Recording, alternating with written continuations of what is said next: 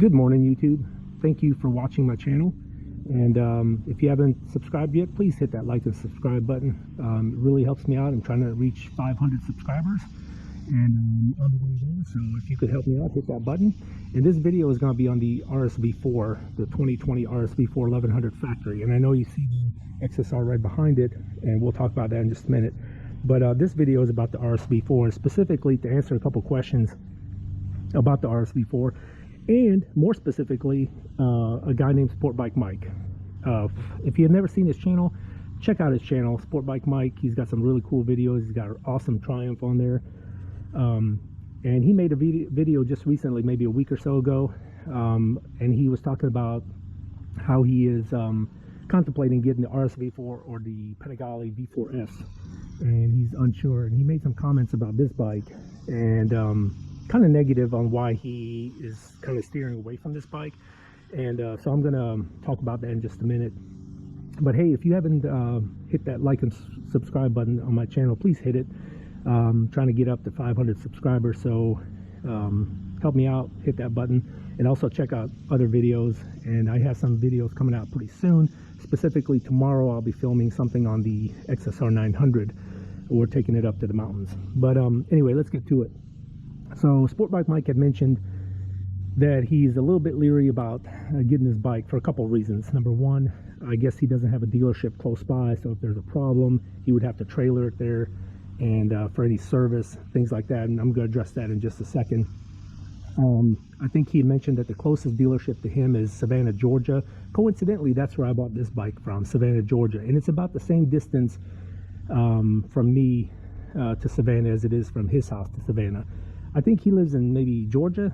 I think somewhere in Georgia or Tennessee. I'm not. I think it's Georgia, but I'm in North Carolina, central North Carolina, Raleigh area, and so it's about 4.5 hours. But let me tell you something. I was leery about it too. I was leery about it because I said, well, you know, if something fails on this thing, what am I going to do, right? But if you look back and you look at all the failure rates, it's actually pretty low, and it's usually the older models. Like when this bike first came out in 2009, same thing with the Tuono. Most people, if you read about it, they've not had any issues. And if you do, it's pretty far in between. And don't forget that when they include any kind of warranty work, that could be anything from, you know, like a faulty screw or something like that, that they just need to replace, all the way up to like a check engine light. But if you read, most people have not had any issues with this bike whatsoever. So I'm not worried about it. Number two, the service intervals. Let's talk about service, because that was another question. So people ask, like, why get this bike? Because the service is expensive. I had talked about this previously in another video, but the service interval on this thing is 6,200 miles for an oil change. So you do the first one at 600, and then 6,200, and then 12,400. So if you stick to the manual, that's all you got to do is just, you know, lube the chain, clean that. But that, you have to do that on any motorcycle. And then, of course, 6,200 mile oil changes. Now, if you follow what Aprilia says, every 6,200 you do an oil change. It's 4.2 or 4.3 quarts of oil in an oil filter. They want you to use the Aprilia oil filter, because they say, Aprilia told me, if you don't use the Aprilia oil filter, it voids your warranty. So what I do is I just buy one from Aprilia and use theirs, and I use AMSOIL. They don't care what oil you use as long as it meets their qualifications or specs, and AMSOIL does. So that's what I use in here. No issues. Now, I change my oil every 2,500, 3,000 miles, so I do a bit more oil changes than what Aprilia even says. Now, there's a service light that will come on. Let's see, somewhere down here. At 6,200 miles, right there is the service light. I don't know if you can see it. It's not on right now, but at 6,200 it'll come on. And basically, you can have two options. You can either take it in and have them cut the service light off and just change your oil while you're there, or you can do it yourself.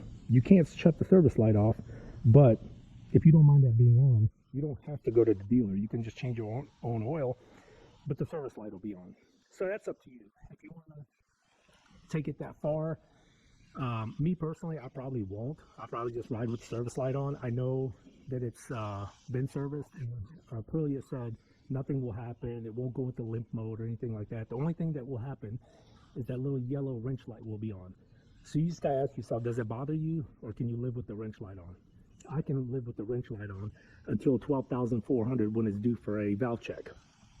Now for the valve check, it will go in, and they said I think $1,100 for the valve check, and if that doesn't include any adjustments they have to make.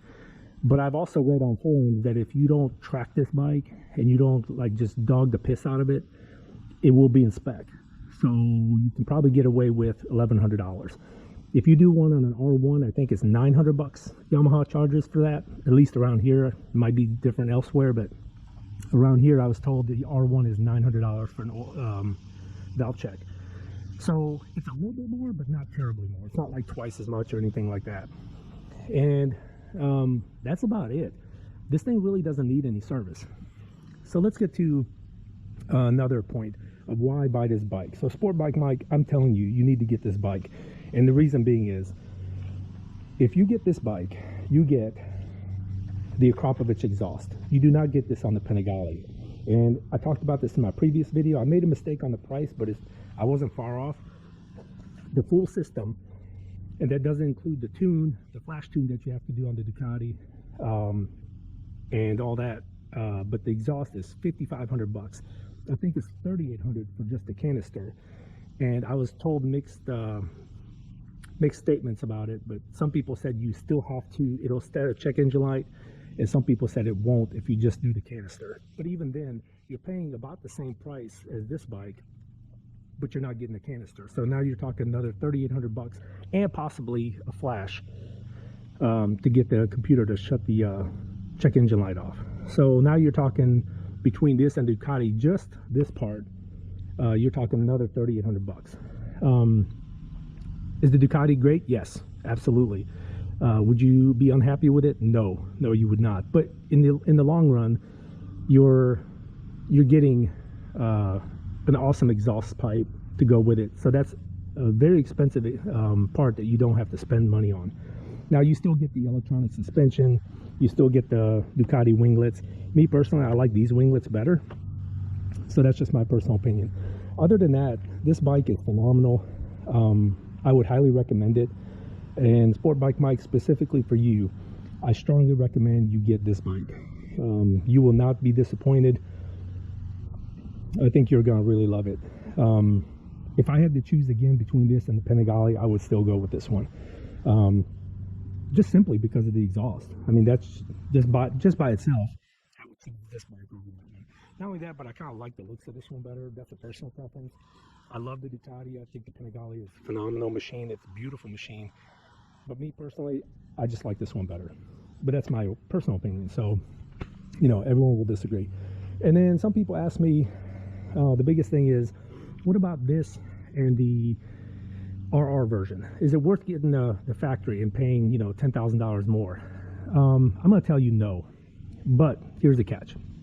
So obviously you get the exhaust, you get the electronic suspension, you get the cool winglets, you get a 1077cc versus a 999 or 998, because the older models, before they changed it in 2021, there was a difference. I think you still get the quick shifter and all that stuff. You get different wheels. These are forged wheels, you get the cast wheels. Now it really doesn't matter, because unless you're racing, you wouldn't know the difference. I think it looks cooler, but definitely not worth paying for it.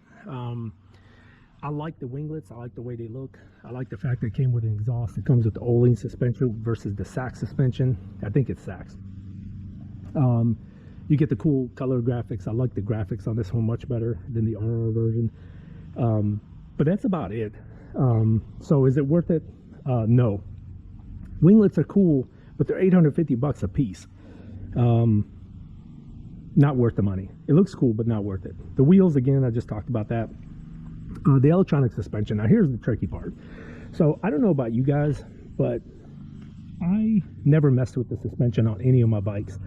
I've always found it to be pretty on par for me coming from the factory. And this thing has different settings. You can go in and let's see. So you can go down here to menu, the settings, and the suspension settings. So you got active track slick, active track, active road, and the same thing for manual. I always put it in just manual road. I found that one works the best for me, and then you can go in and manually adjust, tweak, compression, rebound, steering, dampening, all that. But I found that the factory settings are actually pretty good for me. And unless you're going to track days and different tracks all the time, you pretty much dial it into where you want it and leave it. Same thing for the road. Like this thing pretty much just road riding, so I dial it into what I like and leave it there. So do I need electronic suspension? No, absolutely not. So is it worth paying the extra? No, because you could manually go in here, tweak it if you have the adjusters, and leave it, and you never end up changing it. So is it worth getting the O-Link suspension? No, it's not. It's too expensive. So if I had to do it all over again, would I get this bike? Only if I had the money. Coincidentally, this was a great deal. I got a killer deal on this. I was going to go with the RR version, but I was just able to swing a really cool deal on it, and that's why I got this one. Otherwise, I would have walked out with the RR version and would have been just as happy with it. So me personally, I would say, Sport Bike Mike, get the Aprilia, and if this is what you want and you can afford it, get it. Just like I did. I was in the right place at the right time. I got a killer deal on it, and that's why I walked away with this one. It was going to be just a couple $1,000s more because this one was heavily discounted. I got this one, and I'm very happy that I did. So if you're going to get a bike, get the Aprilia. Trust me, you're not going to be disappointed. You can do your own oil change. It's kind of a pain in the ass with the fairings and stuff, but it just takes, you know, like 30 minutes longer or whatever it is, just to take everything apart. But you know, an oil change, if you take your time, take you an hour with all the stuff you got to take off. But if you can spare a little bit of your time on the weekend and do an oil change yourself, you know, clean lube the chain, you will be fine with this thing until 12,400. So if you don't ride that much, which what I gathered from your previous videos, that you don't put a lot of miles on your bikes, this thing will last you a long time before you have to go in for that $1,100 valve check. And for anyone else that's considering this versus the RR version, I just explained the differences. I would tell you, unless you're in a position where you can afford it and you want to spend the money, get it. It looks cool. Definitely got the coolness factor. The looks and the coolness factor is there. So get this bike. If not, if money is an issue or you don't think that it's worth it, I'm telling you, it's not worth the extra stuff on it. In fact, Zach Quartz did a video on this a couple years back, and he actually said he prefers the RR version. So that should mean something, right? Zach Quartz telling you that. So, and I'm telling you the same thing. I would not go with it unless you just have the money and you just want to look cool. It definitely has that, the coolness factor. Outside of that, I would not. I would just put a pipe on it. You know, maybe just a canister. I'm not racing, so I don't care that it has a catalytic converter. I'm not trying to shave every little pound off of it. You know, this is mainly a street bike for me. I plan on putting it on the racetrack, but it's not going to be racing. It's just going to be some track days just to have fun. I'm not going to push this thing to its limits. One, I'm not that good of a rider. I never will be. This thing outperforms my abilities all day long, probably always will. Unless you're, you know, Valentino Rossi or Marc Marquez, this thing, you're not gonna find out the limits of this bike anyway, so it doesn't matter. I'm not trying to shave weight, so what I would do is I would get an RR version, put a canister on it, leave the catalytic converter the way it is, and just have fun, enjoy the bike. Anyway, Sport Bike Mike, I'm telling you, get this bike. Forget the Ducati. It's too expensive. It's too much. Even to put a pipe on it, it's too much money. Get this bike. If you can afford this one, get it. If not, get the RR version, put a pipe on it. You'll be very happy with it. And I think you mentioned that you like the colors of this one and you want the factory. And hey, if you can afford it, get it. I'm telling you, you're gonna have a good time. And hey, maybe I'll see you out there in the mountains somewhere and we can rip it up. But either way, Sport Bike Mike, I hope this answered your question. Feel free to hit me up if you have any other questions. But basically, the gist of this whole video is get this bike. And anyone else considering it, get it. I'm telling you, you're gonna love it. Anyway, for more videos to come, also I'm gonna do a couple videos on the XSR, and tomorrow the XSR is going to the mountains. We're gonna have some good fun. They're gonna have some video coming out on that. Keep an eye out for that bike. And I hope this helped. Again, please hit that like and subscribe button. Geez, I can't talk this morning. And anyway, hope to catch you on the next video. Thanks for watching.